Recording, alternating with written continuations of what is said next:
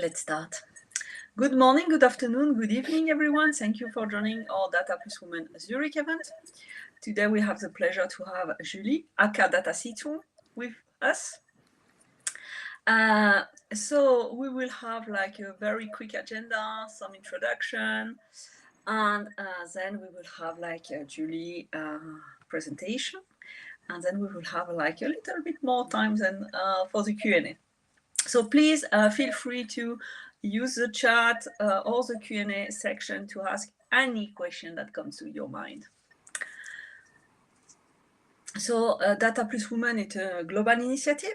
So we have different chapters around the globe. And the idea is really to promote women working in data and to create a safe space to learn and network. And everyone is always welcome to our event. So I don't know how many men we have today. Just, yeah. So we always have to, always love to have, people. And so, yeah. So the team is very short. Huh? It's like Natalie and myself. We have like a very short introduction. I'm currently available for hire. I have the chance to be a Tableau visionary and a Tableau ambassador. My passion in life are like a Tableau, enablement, cooking, walking in the forest, collecting mushroom, which is a good period of the year to do so, and also traveling. I have a blog and a Twitter account, and you can scan my QR code to have like some links. And then we have like Natalie. Natalie is a data visualization designer and a trainer freelancer. She is a Tableau ambassador. She has been participating to Iron Viz for several years now. You should check your Tableau public profile. It's very, very cool. And she loves doing Tableau, teaching, and traveling. And familying. I love this new verb. It's spending time with her family. And if you want to connect, you can also scan the QR code. About this event, like it's just time to relax for you, enjoy. The event is being recorded. We will send the material by email or in social media. Please follow us in social media or in LinkedIn and register in Bevy for our next event, so you're always aware of what's coming next. And now we'll let Natalie introduce our guest today. Thank you very much.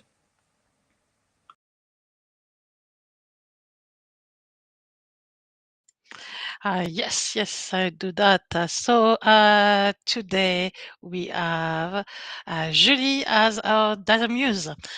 She's an independent data and information designer. She's as well creative director of Knitting and Print magazine, and this magazine is completely awesome. I never received one, I never ordered one, but I've seen what it contains inside, and I should. Completely should. She is a former literature teacher and agency art director. She's known online and really well known as a Data Citron. And you can follow her on Instagram, Twitter, and you can follow her as well and see her work on Behance.net Data Citron. Well, she loves, well, maybe saying too much, but no, this is what I think. So I think she love a story-driven database with a lot of data humor, a lot of data college, and she has like a touch with the, I would say the you won't help me, of course, because this is what I think. Having the old images with playful color on top of it, it gives a lot of contrast in our college. And this is a really, really specific style. And personally, I love it. And she has a lot of other creative data shenanigans. So this is Julie Brunet.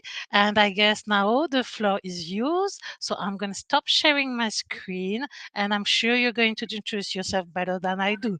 Thank you. Thank you for being here, Julie. I'm really, really glad. Thank you. Thank you. I think to preserve a little bit my computer, I'm gonna shut off my camera and I will put it back for the Q&A. But I'm still here, obviously. I'm gonna share my screen. Tell me if it works, if you can see it, if it's okay. Yes, we can see it. Okay, and if at any time during the presentation there's some issue with the image or the sound or everything, just scream at me and I will try to fix it. So hello everyone, and thanks for having me. I'm really happy to be here tonight and talk about not really me actually, but about data physicalization, and more precisely textile data physicalization. So data physicalization is a mouthful that only appears in theoretical literature quite late, so only in 2008.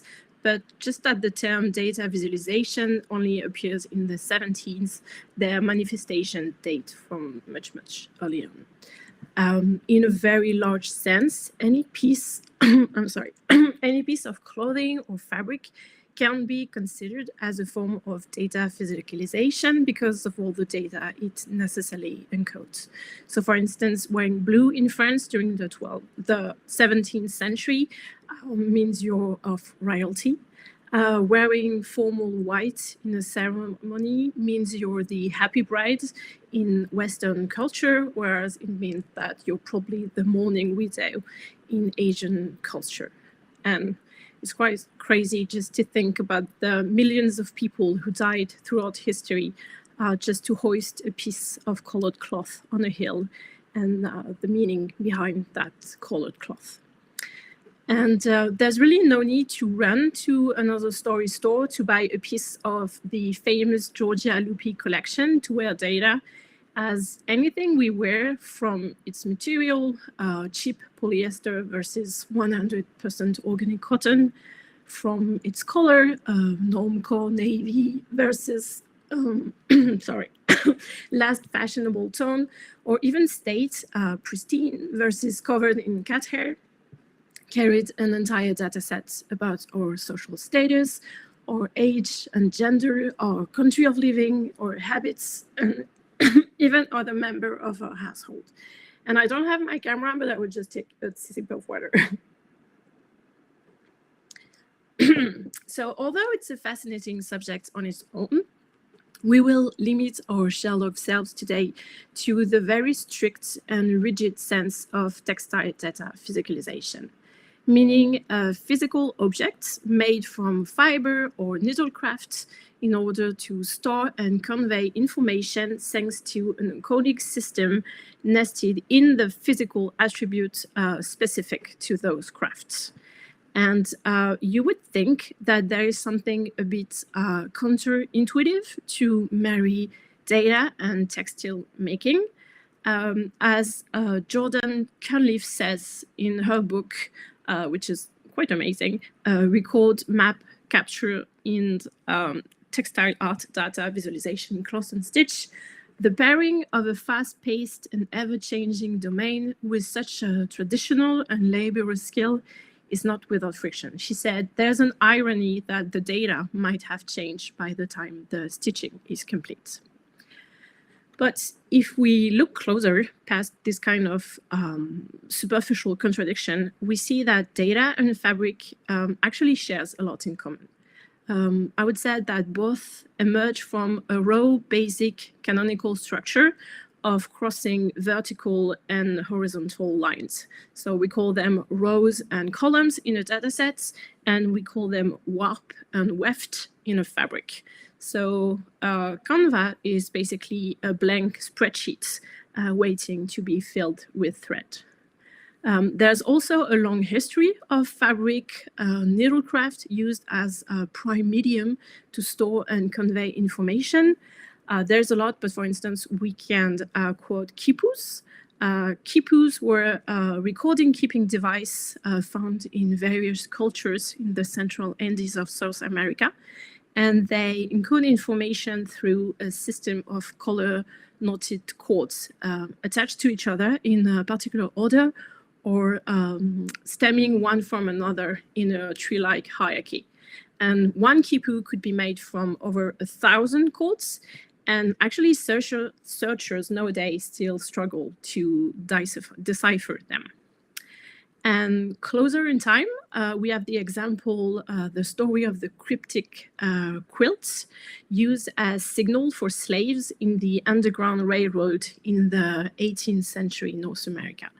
Though their existence and use is still disputed by a number of historians, the belief is that quilts hanging on display in certain houses on the paths of the Underground Railroad were used to communicate useful information to freedom seekers. And they would use traditional quilting pattern, traditional blocks, like the log cabin block, for instance, could signal a safe house, or the flying geese block would point at a direction to follow.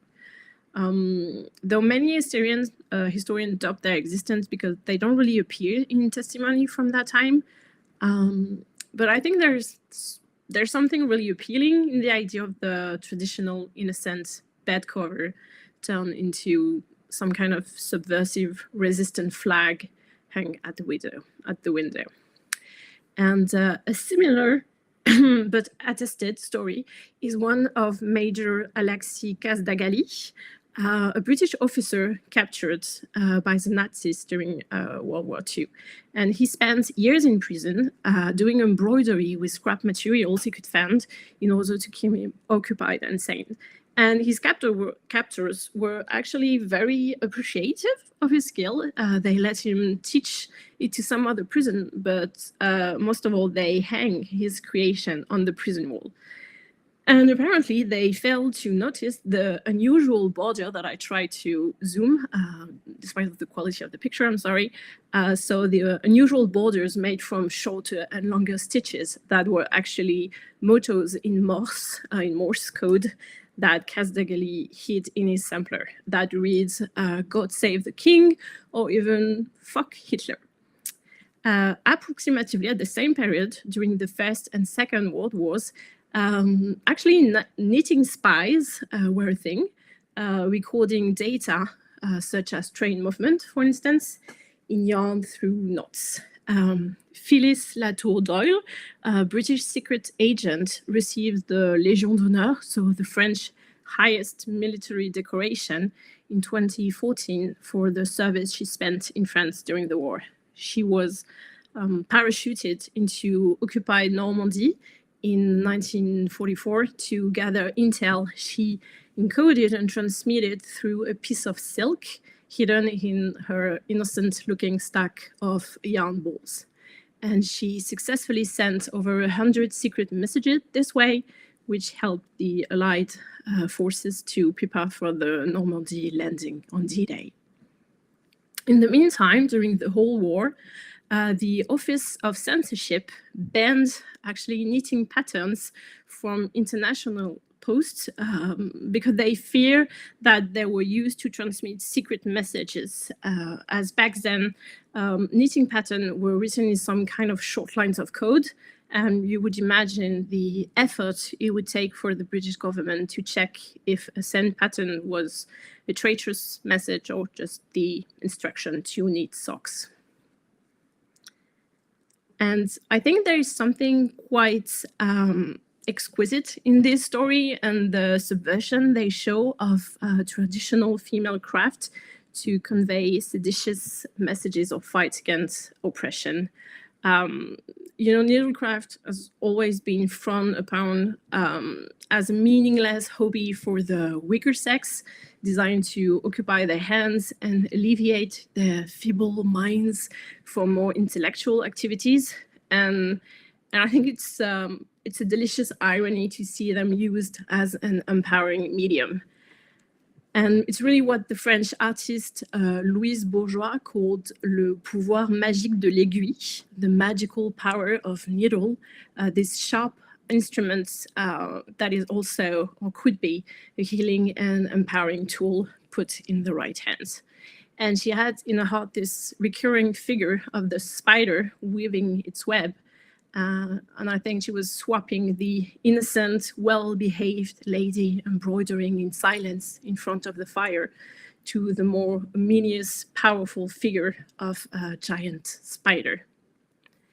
But if we were to talk about the common history of data and textile, it's impossible not to talk about the jacquard loom, a textile machine that can be considered the oldest ancestor of computers. Patented in 1804, the machine invented by French engineer Joseph Jacquard was used to create complex pattern fabrics like damask or brocade. And it works thanks to a chain of punch cards laced together into a continuous sequence. And the use of replaceable punch card to control a sequence of operation is considered one of the major steps into computing and data entry through a binary code. Binary code here being hold versus no hold. And the jacquard loom is very likely the inspiration behind the first computing machine designed by Ada Lovelace and Charles Babbage, and the famous IBM card that followed. And if punch cards are now obsolete in computing device, they're still commonly used actually in knitting machines to create patterns. And you can even buy empty cards that you punch yourself to create your very own pattern, which I found very cool. And the very rule-following nature of needlecraft, certain technique you have to follow to create certain stitches, otherwise everything fall apart, is very close to a form of algorithm. And I think you could wonder if knitting and embroidering shouldn't be actually considered as a part of STEM. And because of their metric construction, these crafts are perfect to create physical, non-agglomerated visualization.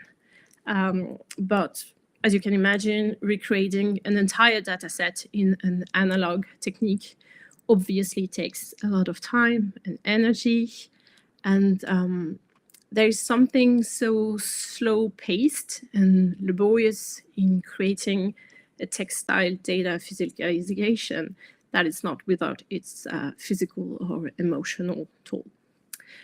For Jordan Cunliffe, who used to work with quite personal data, she said that it allows her to create a real and private connection with her piece. She said, "There is something about the act of stitching a memory that allows me to unravel my thoughts surrounding an event, giving me a deeper understanding of it that is somehow imbued into the fabric." And I like this project, Granddad Sweater, where she actually embroidered the intersection of her life and her dead grandfather life with one stitch for each of their day and the intersection of both their life.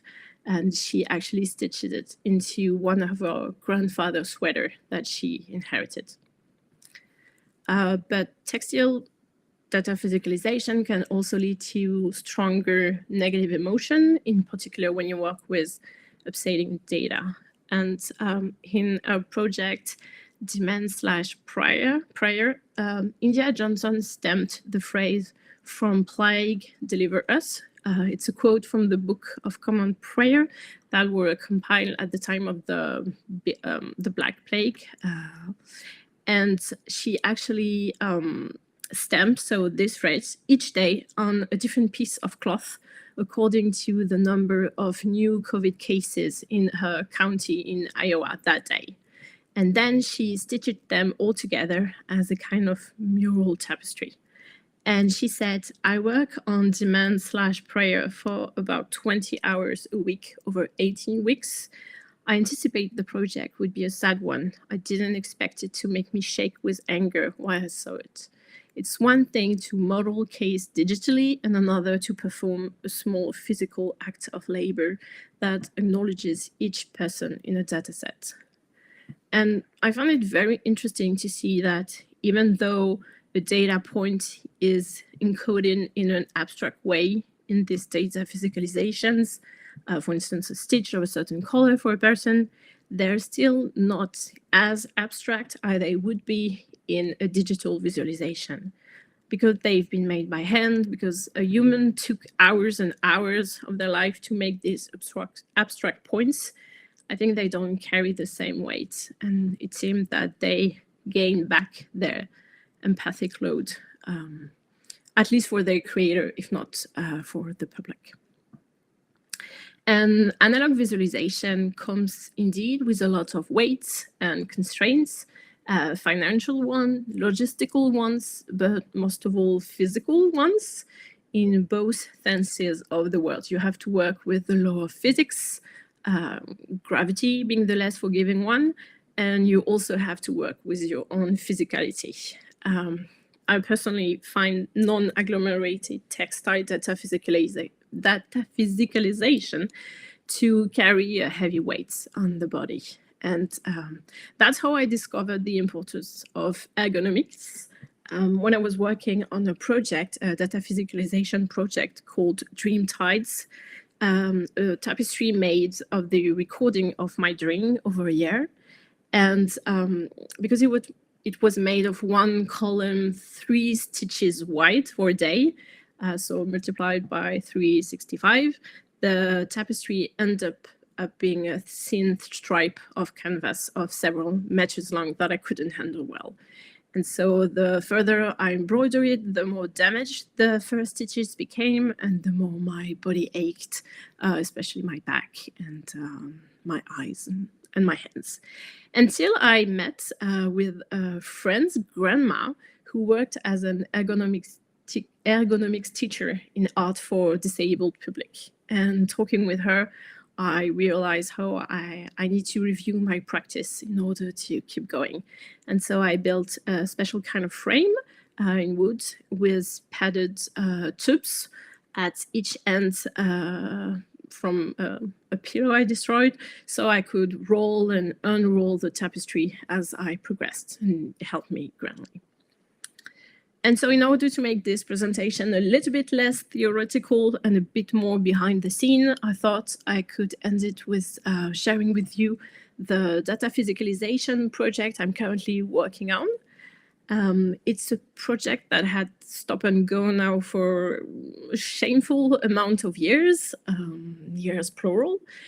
So I named it Dripping Lines. And it's a project in collaboration with another data designer called Karim Douyeb, that I hope you know and you follow. So I coerced him some time ago to create a conjoined project in which each of us would create a data object from the same data set, but using very different mediums. And Karim chose pottery because he did that a lot. And I choose, well, needlecraft, obviously.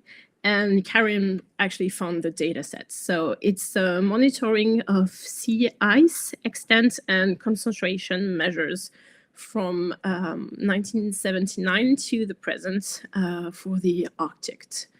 And the index system that he created shows with colored square on a 10 by 10 grid for each month of each year the percentage of ice either above the base average or below the base average. So it's a very simple area-based visualization with 3 different types of data to encode: normal, below, and above.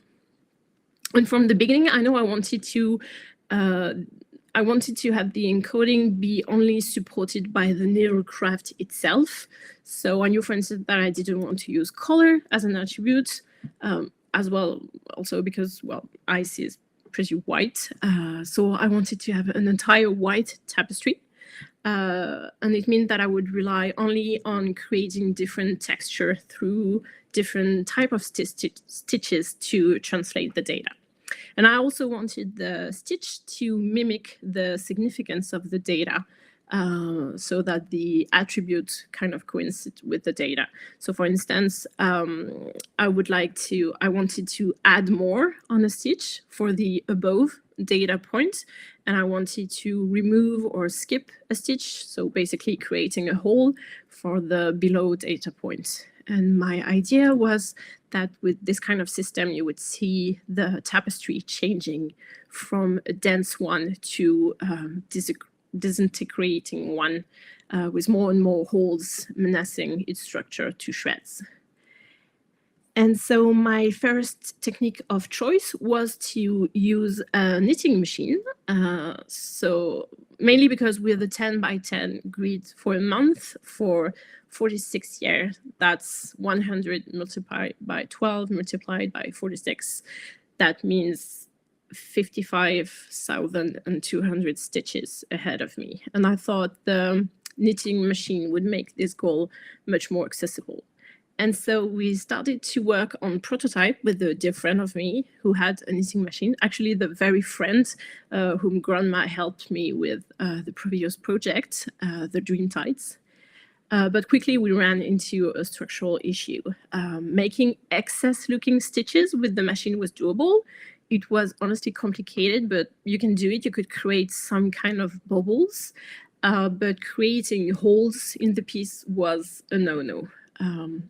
Gap in the stitches is the worst knitting enemy, as it could unravel the whole piece. So creating those holes meant fighting against the very thing the knitting machine was built against. And after hours and hours of trying, it was obvious it was not a working option. And so I abandoned the project for a time. But as it is usually the case, I eventually came back to it with a new approach. This time I was to use a more traditional hand embroidering technique on a large canvas. And instead of creating a hole, I decided I would just skip one square of the canvas and let the thread hang from the adjacent squares. And this meant that the tapestry would slowly lose its structure with more and more hanging threads according to the data. And the tapestry would look to unravel with these quote unquote dripping lines as the ice melted because of the climate crisis. I choose a big canvas with a low amount of points per inch so that the tapestry would end up being a little bit less than 3 meters long. Because my idea was that when it's finished, I'd be able to hang it from a wall and still have the end dripping on the floor, still mimicking this melting. And so I had to try different types of wool, different type of needles, different type of embroidering. And I eventually settled on a very neutral stitch. So basically weaving, so going over and under the canvas weft to create very basic background where the above and below stitches could stand out. And for the above stitches, I use a technique similar to what is called a French note, which is appropriate, to create a kind of bubble. And for the below stitches, I just left the thread hanging in some kind of careless loop. And remembering the importance of ergonomics, and because I actually rent an actual workshop now, I could invest and have installed a big wooden frame, so kind of a loom to mount the canvas that is actually pretty heavy, and also to attach the pattern that is really long on top of it to follow. And I'm not very far along in the project, but I calculated that I need about 4 hours to embroider a year of the data.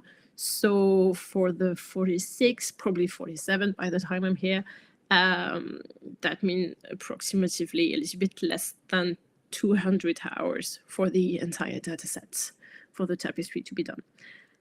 And to be honest, I have no idea when I'd be able to finish this project, as data physicalisation are rarely monetized. They're more personal projects that you're able to work on at night when your paid work is done. So, only moonlighting on it. But I still hope to finish this tapestry next year in 2026. So stay tuned. And in the meantime, I can only encourage you to do what I will do, which is, just keep threading, just keep threading.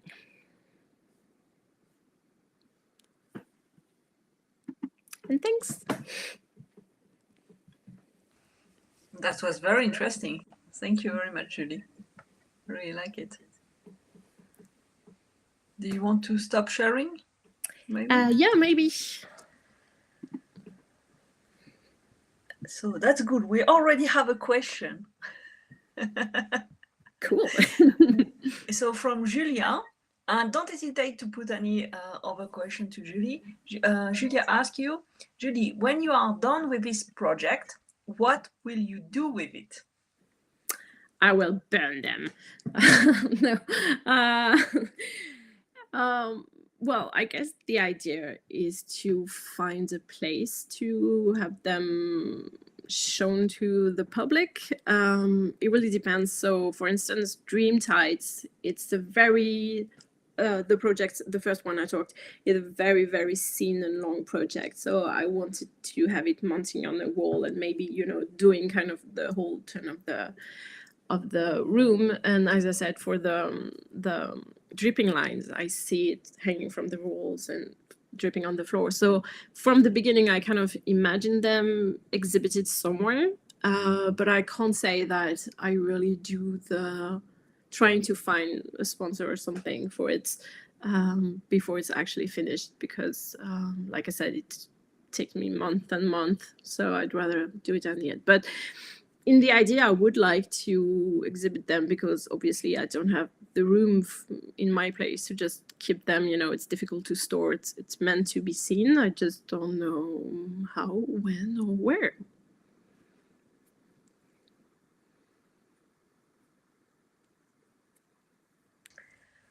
So we have a question from Barbara. I don't know if you know the answer. I don't. Doesn't Switzerland have a long history with textile? That's a good question that maybe someone from Switzerland could better answer than me. We French, we had a long history. So we had a very long history of textile production in Lyon, for instance, with a lot of factories.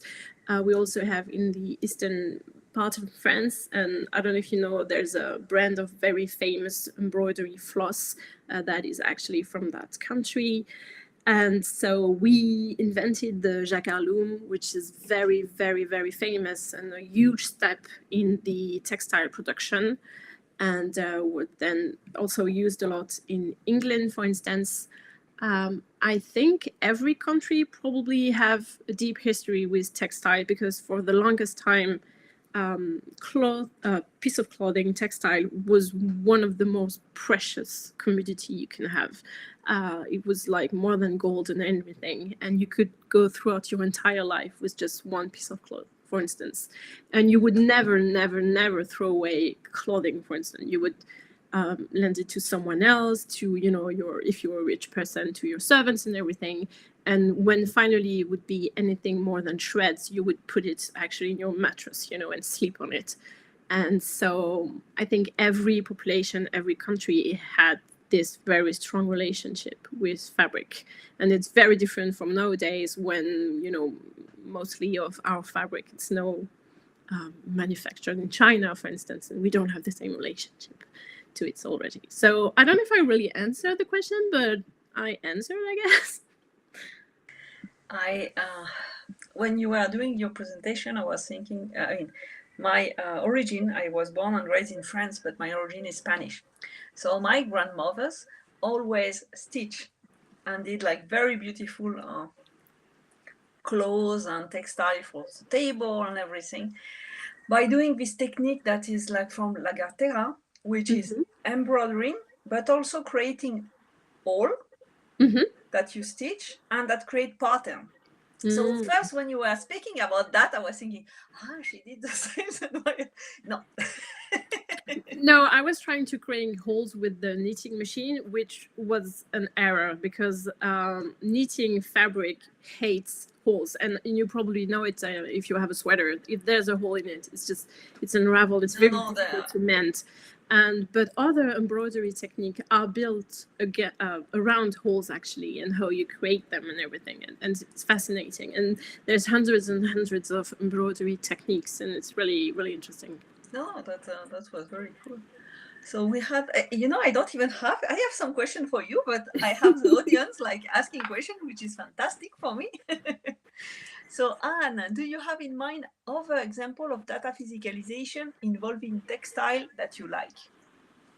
Yeah, so it's a famous one, but I realize I failed to put it in my presentation. But one of the most famous charts in our time, I would say, is the warming stripes, from Ed Hawkins. And it's actually the only chart that have International Day, in the calendar. But this is actually, it has been inspired by some kind of data physicalization called temperature blankets. And so it was existing before, and it's funny because it's the other way around, it started from a data physicalization and then becomes a chart, usually the other way around. And so you have a project called Tapestry, which is funny. So it's a word made from tapestry and temperature. And so it's really beautiful. It's a project when a lot of knitters actually knitted those long scarves that they use as some kind of banners to demonstrate in the streets, and you would see the difference in temperature from different city, for instance, stuff like that. And I know Georgia Lupi worked a lot on patterns, so she did a couple of tapestry that I found really, really nice. I like the work of Jordan Cunliffe, so you can see in her book. Or Ian Johnson, I also showed a project. And there's also, I have to find her name back. She's not doing data physicalization, textile data physicalization per se, but it's, I think it's a Bulgarian woman that actually stitches on leaf, leaves she found in the forest and everything. And it's absolutely gorgeous. And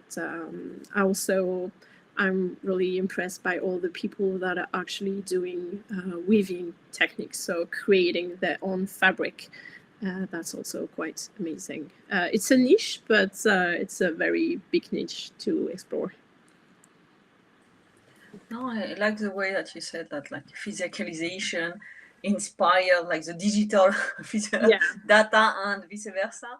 I was sharing the link. I attended like an event like years ago where we had a mathematician speaking about, let's see if I pronounce it correctly, itomezashi, which is a Japanese stitching technique where you can encode almost everything.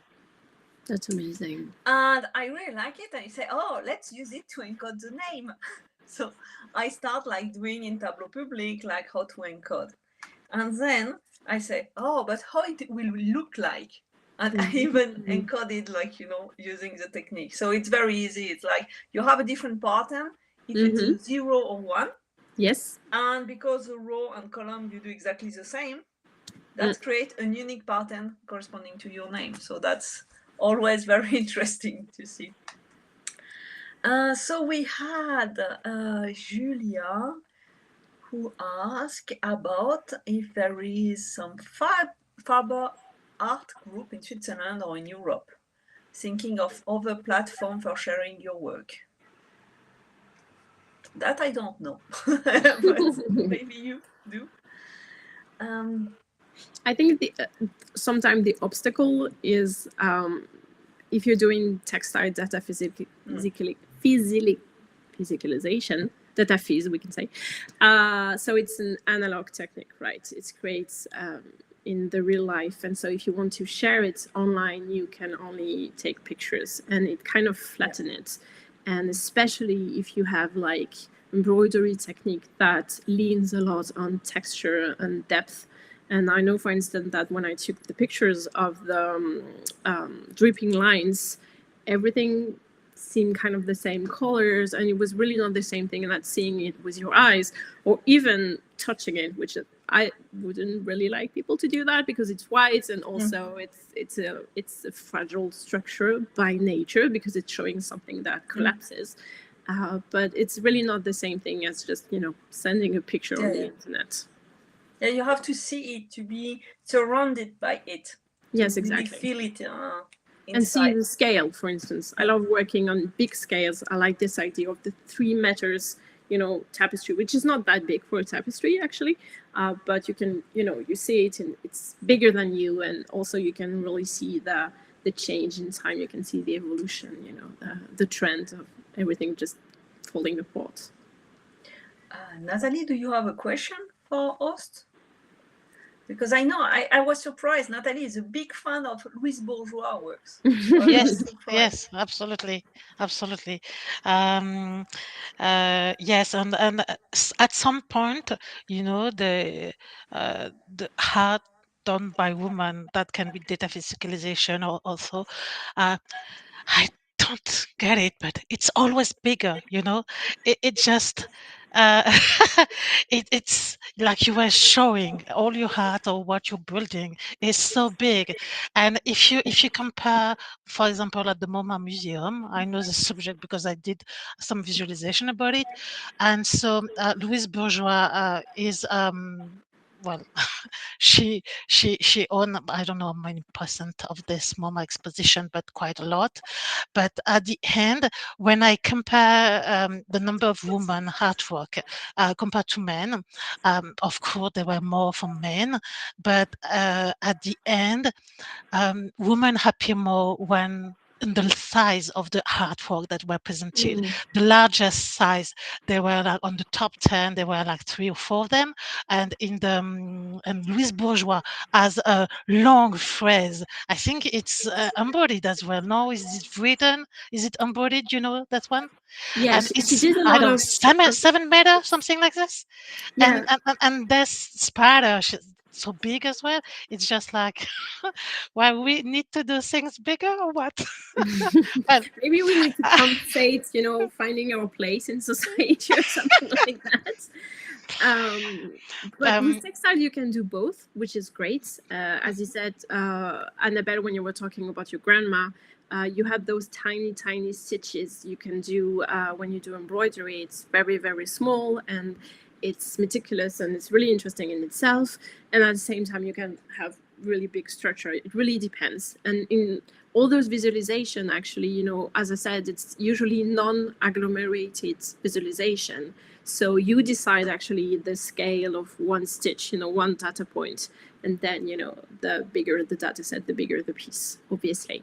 And I think it's also it's impressive to see piecing of clothes that we nowadays are used to see quite small, you know, and see them huge in an entire room, for instance. And obviously it's going to have more impact that way.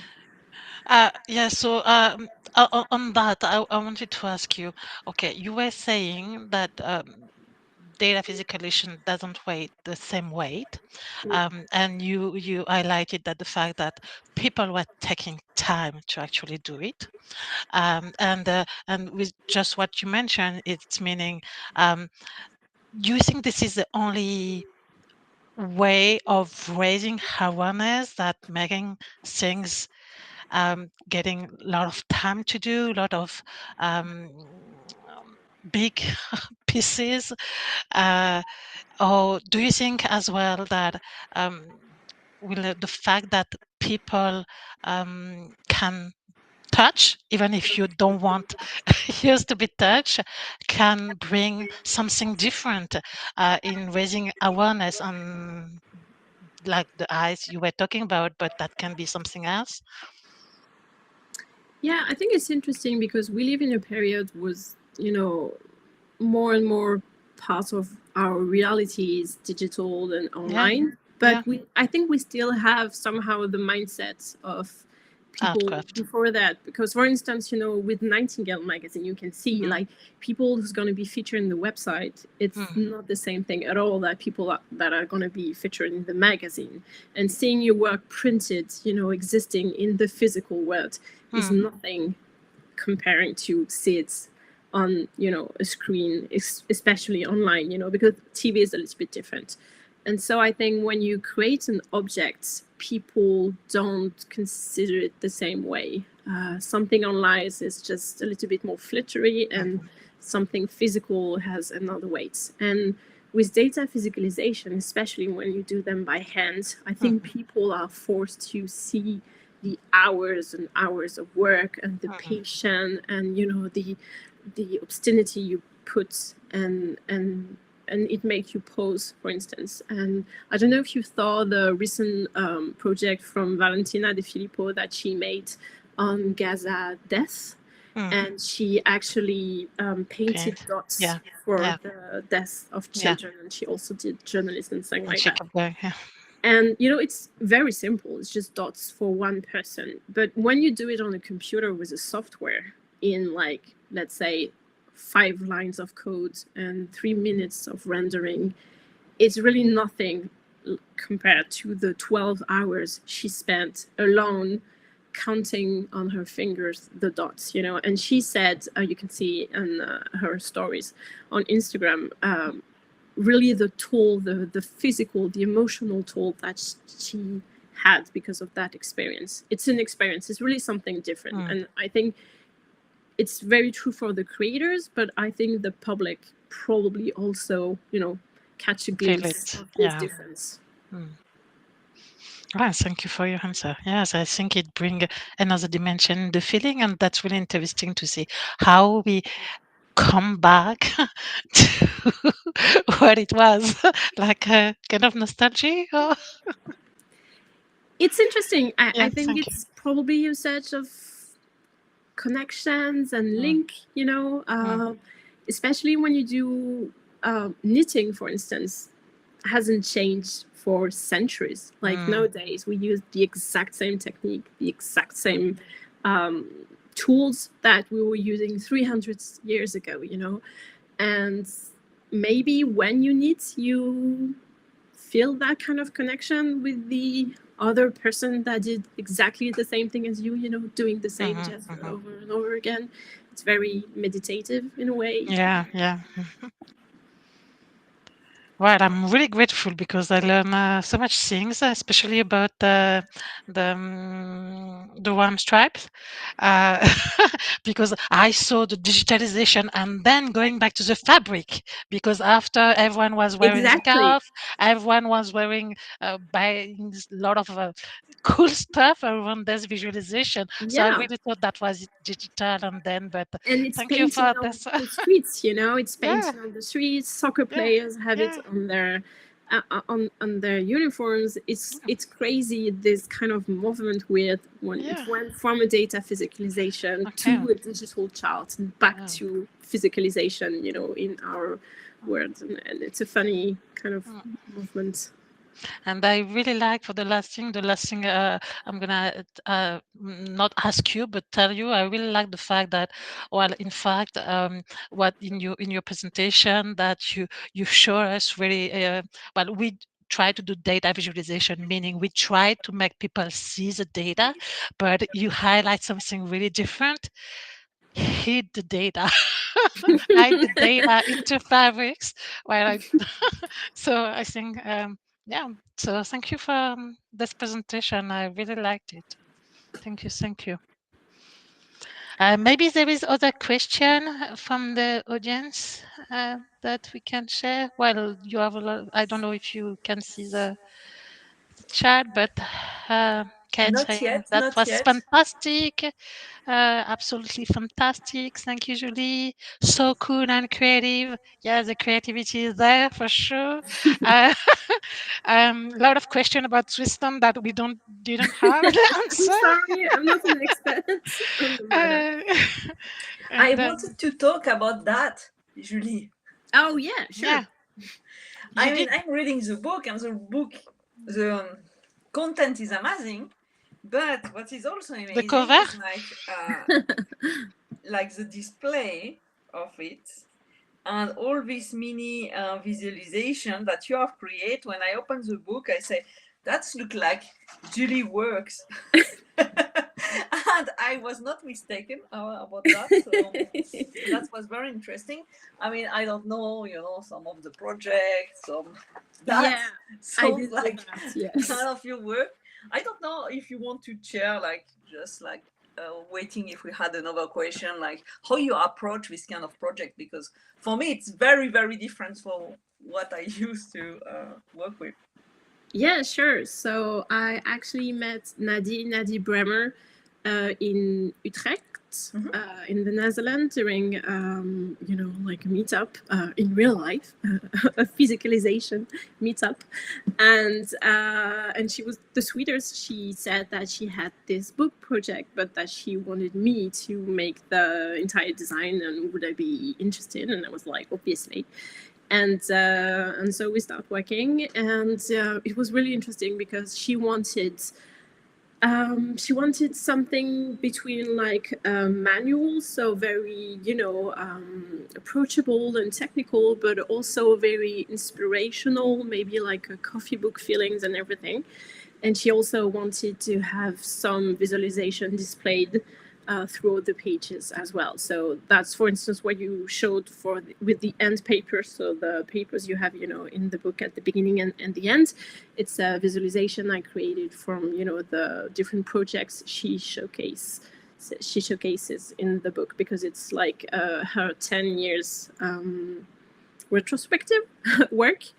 And as you said, the content is quite amazing, and it was actually a delight to work with Nadie, because she kind of brings the best of the two worlds. I think she has a scientific mindset, so she's really organized and everything, but at the same time she's really creative. So she also have this understanding, and it was really like working together, and it was quite amazing. So it was an intense and long work, but it was really great. And she actually did a couple of data physicalization as well, not textile ones, I think, but you can see also about that in her book. Absolutely. I haven't finished it yet. I'm a very slow reader. Yeah, but it's a very pleasant read, I find, and really so interesting. A lot of behind the scenes, and I think you learn so much from the way she explained all of her work. Yeah, absolutely.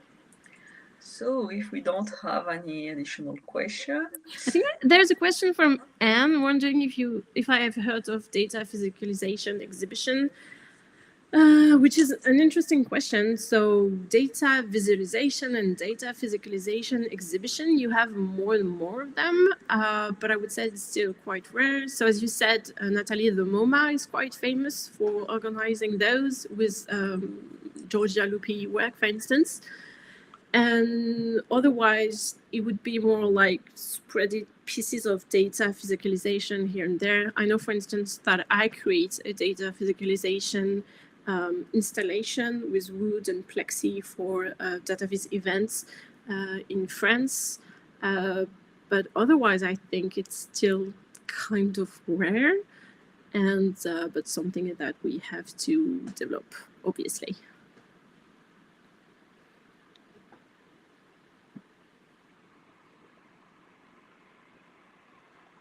Okay, so let's close up this meeting. I thank you very much, Julie, for taking the time to do this amazing presentation. We will post a recording the next days, most probably tomorrow, but I'm not promising anything. And we will meet again in 2026 with another Data Muse. So thank you very much. Thank you everyone for joining. Have a good evening. Bye. Thank you a lot. Thank you for having me. Thank you, Bye. Julie. Thank you, Annabelle. Thank you all.